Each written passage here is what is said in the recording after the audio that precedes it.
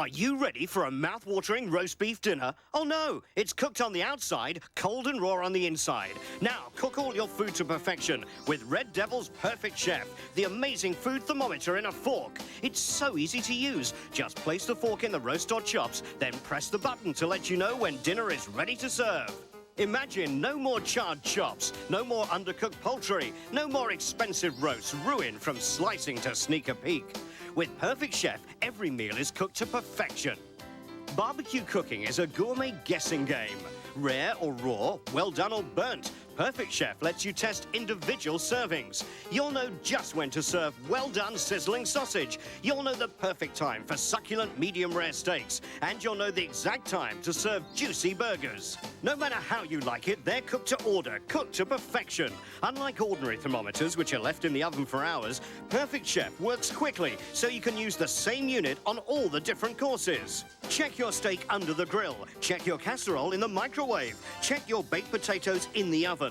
Don't slash and slice up your stovetop masterpiece. With Perfect Chef, you'll know it's done with just a gentle touch. Undercooked pork can be dangerous to your health, but Red Devil's Perfect Chef lets you select the safe setting for all your meats. Perfect Chef is made of stainless steel with solid-state circuitry and a full 1-year warranty. When you call, as a special bonus, you'll receive the Express Sealer. Keep chips crisp, sugar soft. Seal all your favorite foods super fresh in seconds. Perfect Chef and Express Sealer from Red Devil, the perfect complements to your gourmet kitchen. Remember, if you don't see the Red Devil, it's not a Perfect Chef. To order your Perfect Chef grilling fork and bonus Express Sealer for the great value PDQ price of £24.95, call 0990 133 243. For fastest delivery, use your credit card. Call now. Channel 1. If your fingers look like this, Channel 1 has a programme you're really going to dig. The Real Gardening Show, Friday evenings at 8:30 on Channel 1. This is an appeal from Oxfam to ask you for £2 a month to help some of the world's poorest people. What if you had to stand by and watch your crops fail because the ground was too parched to nourish them? What if you had to walk 6 hours in the baking sun every day just to get enough water to quench your thirst? What if your children were forced to drink water so dirty that you knew it might kill them? And what if all you had to do to help change lives like these was to call Oxfam on 0800 33 88 33? Just £2 a month from you can help a third world community build a well to give them clean, safe water for life. Help farmers water their crops for harvests that will feed their families year after year. And pipe water to villages so people don't have to walk miles to find a drink. People in the third world don't want handouts. They just want the chance to work themselves out of poverty and live dignified, independent lives. So call Oxfam now on 0800 33 88 33 and give £2 a month, or whatever you can. Please, call us.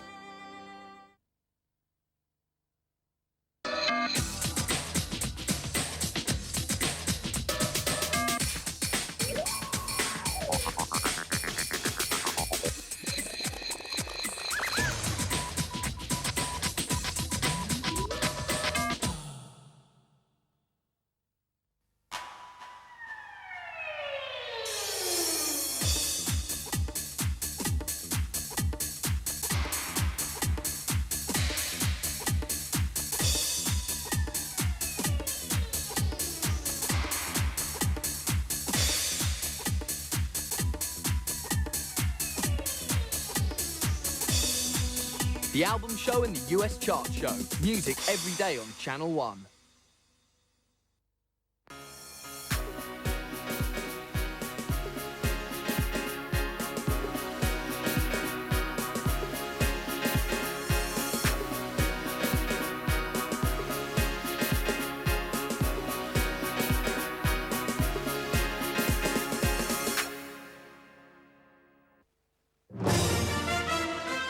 You're watching Channel 1. This is London. From our Charlotte Street studios, Marie-Louise Krieger with the news, Genevieve Gates with the weather and travel, and the Channel 1 news team.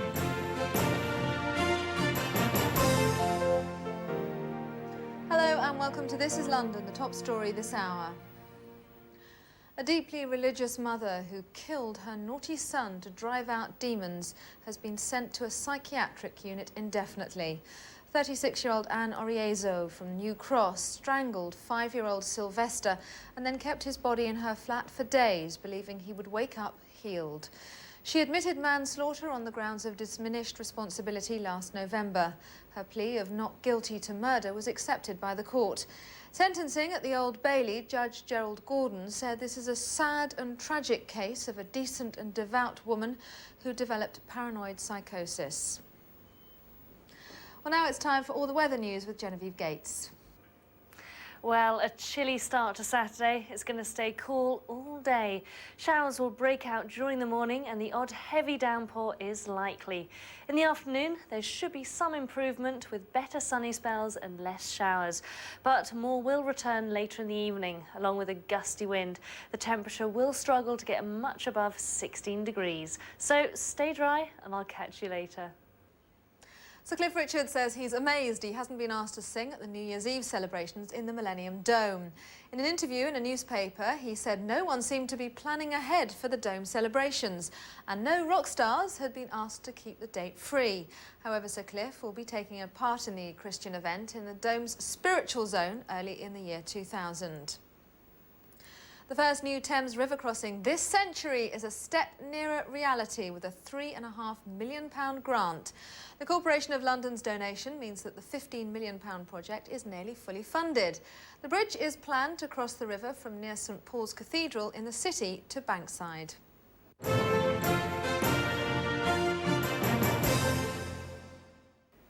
Memorabilia from one of the biggest pop phenomena of the decade goes under the hammer next week. So any Spice Girls fans with a few quid to spare should head down to Sotheby's on Wednesday, where they can pick up a whole host of mementos belonging to ex-Spice Girl Geri Halliwell.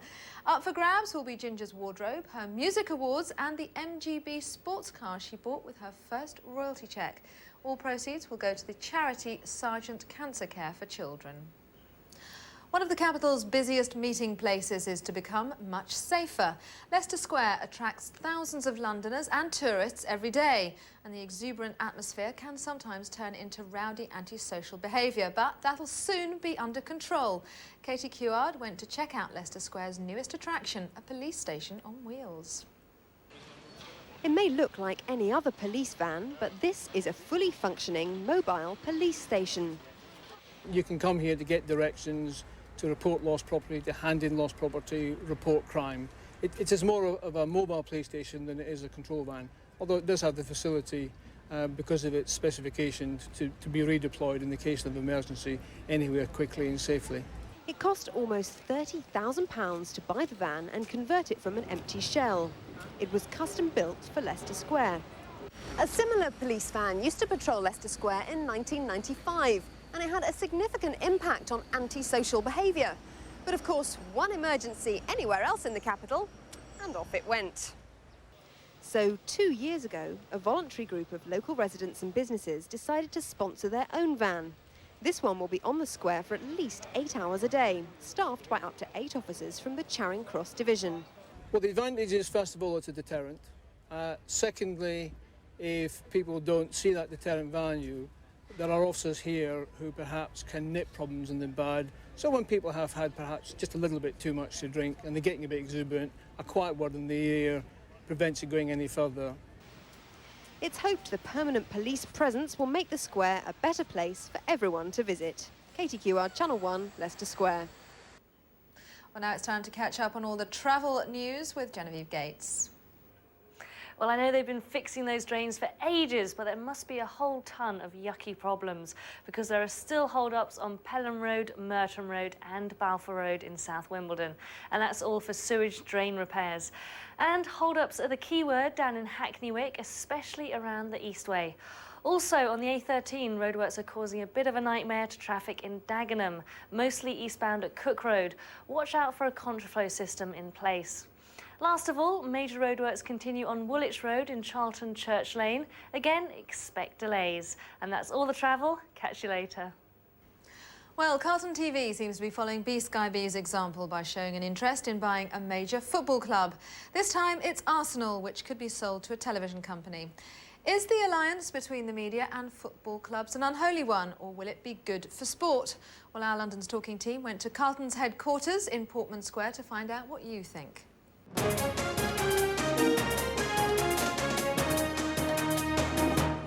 Total rip-off of everyone, all the fans. I think football has to be a sport, not a business.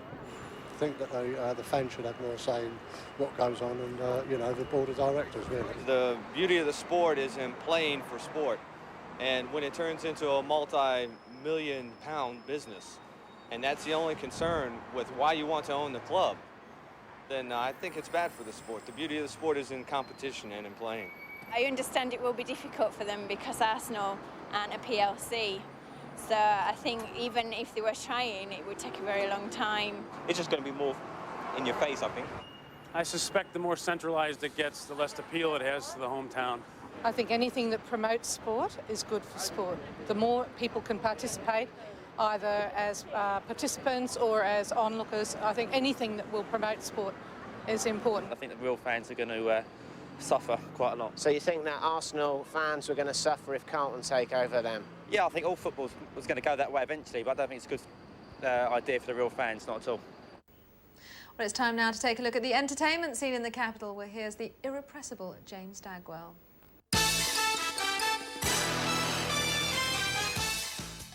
Move into unfamiliar territory, a world that doesn't require outside investment. We're talking about Harlesden NW10, the reggae centre of Britain, with its own network of recording studios, pirate radio stations and dance halls. Baby Mother is a musical and tells the story of Anita, a loud, self-obsessed single mum whose ambition is to become a star DJ in a testosterone industry. Without the traditional stereotypes, this examination of black working-class experience works wonders, and it doesn't have any violence, drugs or guns in sight. Time now to whip around the capital for tonight's gig guide. The 9-piece combo easy listening band of the world Elbow play lounge sounds for your soothing pleasure at Weaver's. Alternatively, if you fancy a spot of dub poetry, catch Mr. Dub Poet himself, Linton Kwesi Johnston, at the Shepherd's Bush Empire. Or for some indie tunes boosted with exuberant vocals, catch Eversholt. That's at the Water Rats Theatre. Well, that's all I've got time for, but if you want to know more, dial up our website on www.thisislondon.com. Well, Steven Spielberg's latest epic, Saving Private Ryan, has taken America by storm and now looks set to do the same over here. Dubbed by some as one of the films of the century, it goes on general release today. Earlier this week, our entertainment correspondent James Desborough popped down to Leicester Square for the movie's British premiere.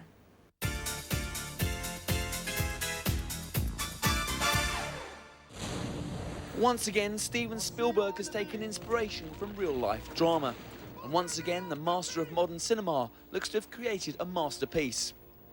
Saving Private Ryan focuses on a platoon of men fighting to survive during the D-Day landings.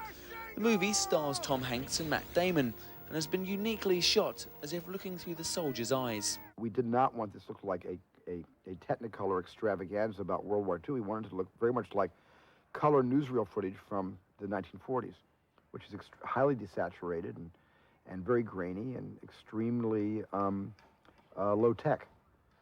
We're handed a task here in one way, in order to do it service, to do it right and do it entertainingly and do it effectively and all that.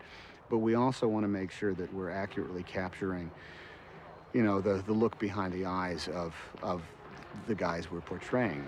You got a sense that it was a horrible experience, and I'm really glad that we shot the D-Day invasion at the head of the schedule, because for all the actors, it really changed the way we looked at every scene that follows it. We take the pick of the litter and the rest get folded into Baker. Hanks is Captain John Miller, who's ordered to go behind enemy lines to rescue just one man, Private James Ryan, who's played by Damon. Gradually, his 8-man team get into deeper territory and deeper trouble, eventually questioning their orders.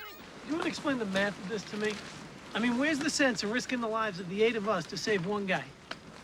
20 degrees. Anybody want to answer that? For the moving project, director Spielberg was the only man the actors thought could pull it off. It was really the opportunity to work with, you know, Stephen and Tom, to be a part of a film that, you know, has some historical significance. You get the feeling that you're lucky to be here, and not just because he's, you know, a name, but because you get to watch what he does. He doesn't waste any time. Saving Private Ryan is a world away from the bulk standard blockbuster. It's a moving tale, and in 1.5 hours, there is nothing but carnage, nausea and death. Already there's a talk of a clean sweep at the Oscars. It's reckoned Spielberg can improve on the 8th Schindler's List one in 1993. It premieres tonight in Leicester Square and is released in cinemas on Friday. James Desborough, Channel 1, Soho.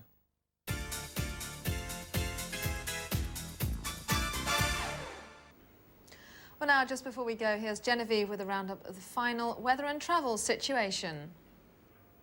Well, we've got more of this blustery weather ahead for the weekend. Saturday's going to start chilly and showers will probably break out by mid-morning. At least the afternoon should improve with better sunny spells and fewer showers. But it's not likely to hold. Rain will make a comeback by the evening. Top temperature only 16 degrees, but at least it'll be hot over the next few days. Just kidding. Sorry, Sunday's going to be wet and cold at only 15 degrees. Monday will be the same, showers but at least some sunshine. Tuesday will be wet and breezy but a tad warmer at 19 degrees. Then Wednesday's set to be another blustery day with a mixture of sun and showers. Well, that's the outlook for the days coming up. At least the showers will be light and short-lived. Shame the same can't be said for the traffic on the roads, and here's some to avoid. There are still hold-ups on Pelham Road, Merton Road and Balfour Road. Those are all in South Wimbledon. And hold-ups are the key word down in Hackney Wick, especially around the Eastway. Also on the A13, roadworks are causing a bit of a nightmare to traffic in Dagenham, mostly eastbound at Cook Road. Watch out for a contraflowing system in place. Last of all, major roadworks continue on Woolwich Road in Charlton Church Lane. Again, expect delays. And that's all I've got time for. See you later. Well, that's all from the newsroom for now, but after a short break, Maurice Bright will be here with the best of his treks through secret London. Stay with us.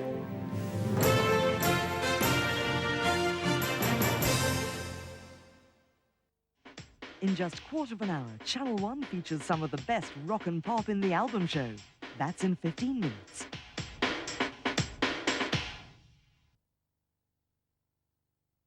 Imagine a room with light, space and warmth. A room that could transform your home. With Portland Conservatories, it's easier than you think.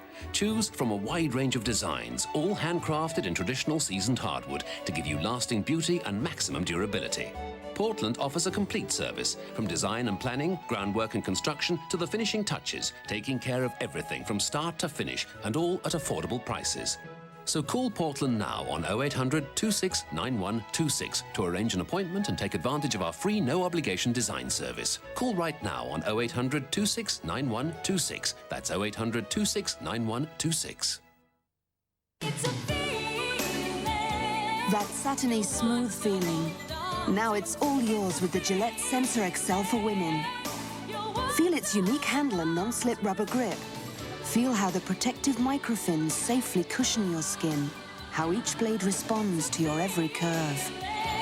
Sensor XL for women. Hold on to the feeling. And try Satin Care, the moisture-rich shave gel from Gillette.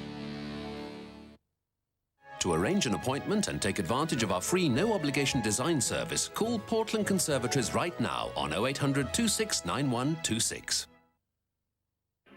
With Great Universal, I can afford to get them what they want. The tops you just had to have cost 65p a week, and the trainers they couldn't live without were $150 a week. It's really simple. You just pay a bit each week, and with interest-free credit, the price you see is the price you pay. And there's 20% off your first order, so I even treated myself.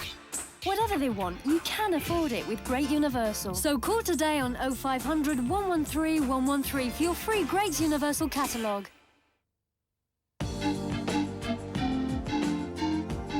Enjoy one of Nescafe's great-tasting coffees. Nescafé. Nescafé.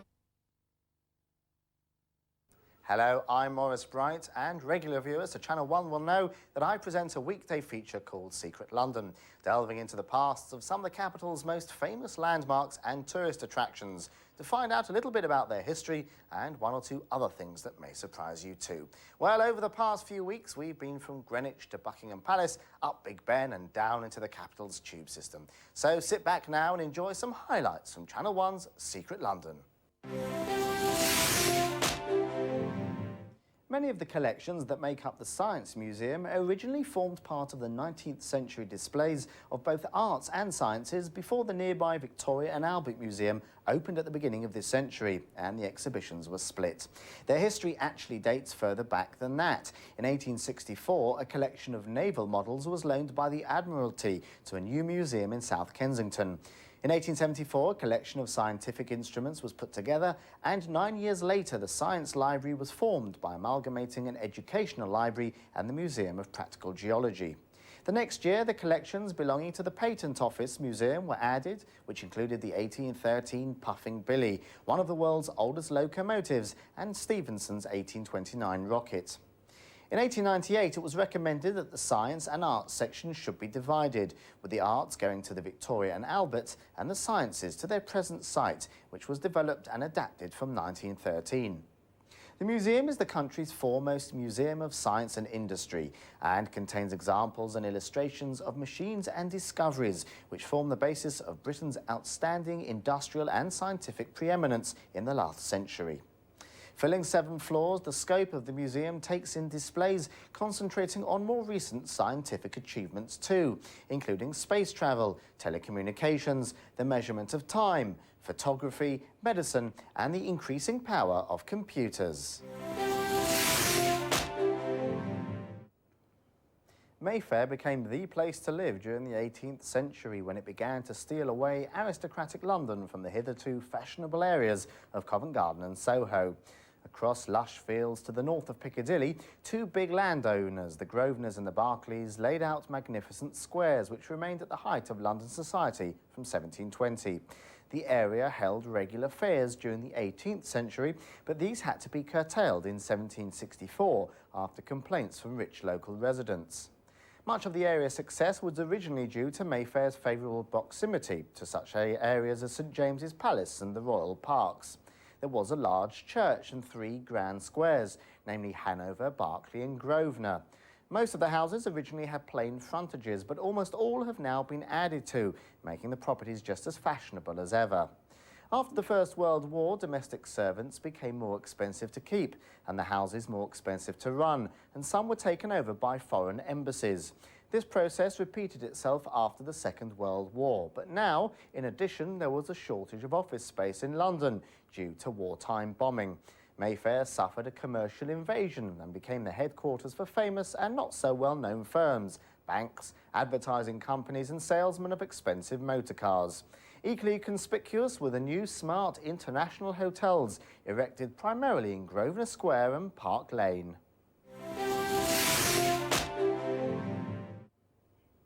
Renowned as one of the greatest museums in the world, the British Museum is the country's most popular tourist attraction after Blackpool Beach. Some 6 million visitors can view over 4 million exhibits displayed across 2.5 miles of galleries. The origins of the museum date back to the 1750s, when a collection of over 80,000 pieces, including plants, fossils, coins and medals belonging to Sir Hans Sloane, was bequeathed in return for £20,000. The money was given by the government to form the beginnings of the world's first public museum, to be housed in a building which was paid for by a dubiously run public lottery. The museum began to buy objects that gave it a reputation as being the world's largest museum of stolen goods. For example, the famous Greek marbles brought over from Athens by Lord Elgin. In the early 19th century, more space was needed for exhibits, and the building was added to over the next 30 years.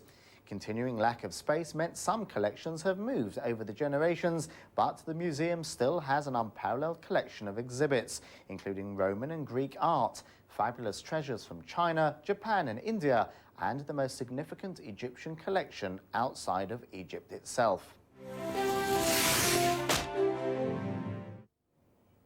Crystal Palace was originally a huge glass conservatory designed for the Great Exhibition of 1851. The idea had first come from Henry Cole, a civil servant, and was taken up enthusiastically by Prince Albert. A competition to design the palace was held with 245 ideas rejected. A brick building was suggested, but the cost of £120,000 was thought too high, so a glass and iron structure was designed by Joseph Paxton. The cost of this building was £80,000, with 2,000 men working on it. The building used 4,000 tonnes of iron and 400 tonnes of glass, as well as 30 miles of guttering and 200 miles of wooden bars. On completion, soldiers were marched in and commanded to stomp around to test its capacity and see if it would remain in one piece when full of visitors. After the Great Exhibition, the palace was taken down and re-erected on Sydenham Hill to the south of Dulwich, where fantastic gardens with fountains reaching 250 feet were laid out around it. Fun fairs, exhibitions and other events were held there for the next 80 years, including the FA Cup finals from 1894 to 1924. Despite its initial success, the palace became a financial liability, and then on the night of 30th of November 1936, the entire structure burnt down and was completely destroyed. Only a few stone terraces and plaster sphinxes now remain. Even the famous fountains have disappeared. The park area is now dominated by the famous TV transmitter, which is visible across the whole of London.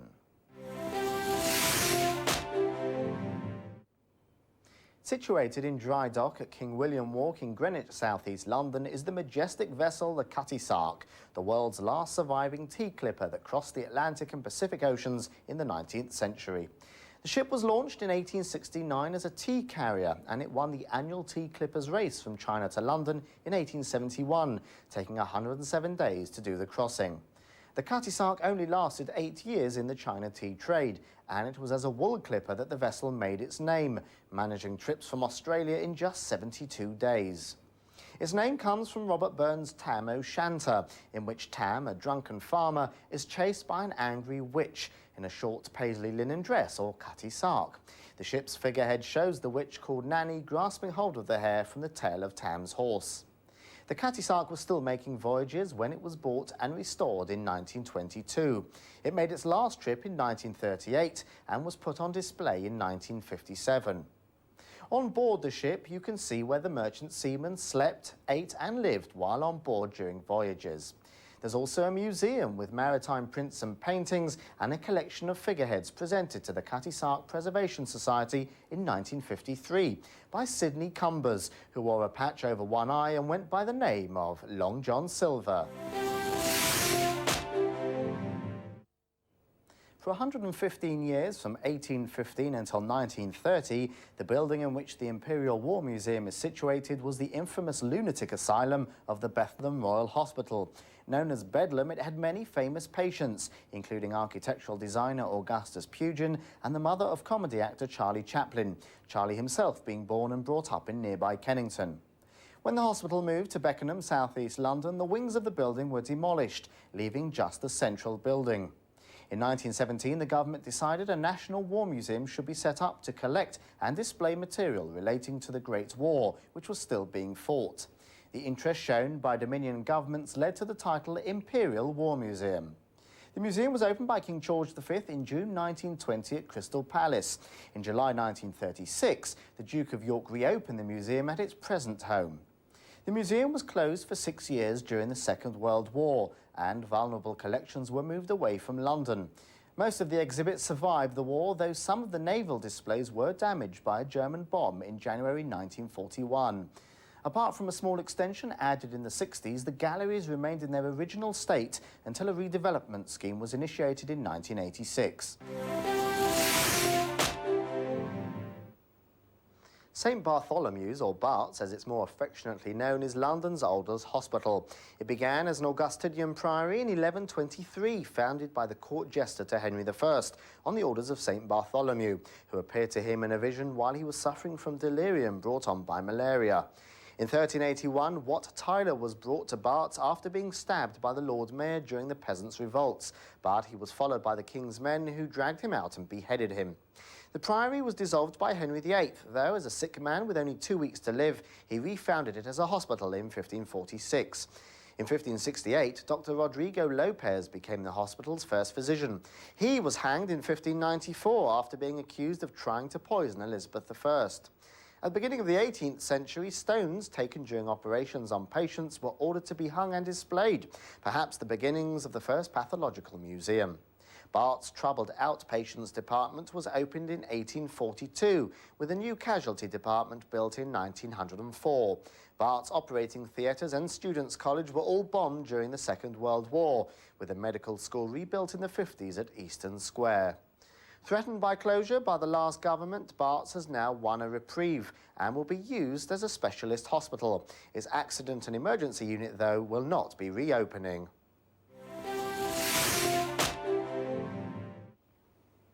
The first Chinese immigrants to the capital were sailors who arrived in the late 18th and early 19th centuries on the ships belonging to the East India Company. Some settled around the docks at Limehouse, which became the site for London's first Chinatown. It had more than 30 shops and restaurants by the beginning of this century. The area, being heavily dominated by men, soon gained the reputation of being a hotbed of opium dens and was featured in the books of Sax Rohmer, which later became the film starring the evil Dr. Fu Manchu. It was all but destroyed by wartime bombs and post-war demolition, and as a new wave of Cantonese refugees arrived via Hong Kong, the relatively inexpensive properties around Gerrard Street became the new home to Chinatown. The Western interest in Chinese food led to a boom in catering in the area, which is just as popular today. Chinatown is one of the capital's most distinctive and popular ethnic areas, though few of London's 60,000 Chinese population actually live there. In 1973, the area started to celebrate Chinese New Year, drawing in thousands of Chinese visitors on the Sunday nearest to the New Year, which is in late January or early February. Parades of huge papier-mâché lions dance through the streets, trying to eat cabbages hung by strings from upper floors. It's a noisy, happy, but very busy affair. In a moment, classic rock and pop in the album show. That's next. Now you could cut the cost of buying a brand new fitted kitchen by calling Kitchens Direct. Kitchens Direct aims to give you extra value and extra savings because it has no showrooms and no middlemen. Instead, you deal direct with an expert team of designers, fitters and highly skilled craftsmen to give you a complete kitchen service at an amazing price. So call Kitchens Direct now on 0800 123 321 and we'll send you a free copy of our brochure as well as information about current offers. Call 0800 123 321. Kitchens Direct. Why pay more than you have to? How to get onto the internet in 3 easy steps. Step 1, you'll need a PC and a modem. Step 2, call 0800 557755 for your free Which Online CD. Step 3, when your CD arrives, put it in your computer and start enjoying a world of information absolutely free for 30 days. You'll have your own email address, and on the internet you'll find everything from the latest sports results and stories to news from around the world. You'll also enjoy exclusive Which information on subjects like travel, gardening and personal finance, plus best buy guides for all your consumer needs. So, to order your free CD, call 0800 557755. As you'd expect from Which, customer satisfaction means everything, so your CD comes with an internet starter pack. Find out for free what the internet and Which Online can offer you. Which Online, the internet service you can trust. Cut the cost of a brand new fitted kitchen. Call Kitchens Direct now on 0800 123 321. That's 0800 123 321. Enjoy one of Nescafe's great tasting coffees. Nescafé.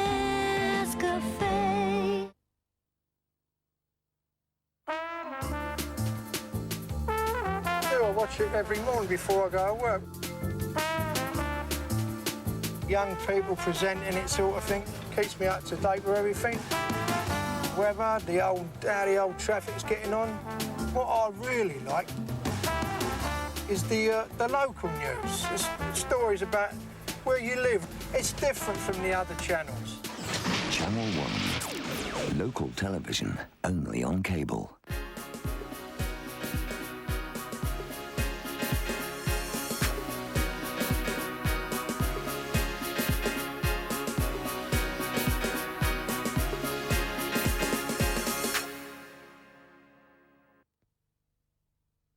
This is Channel 1, and this is The Album Show.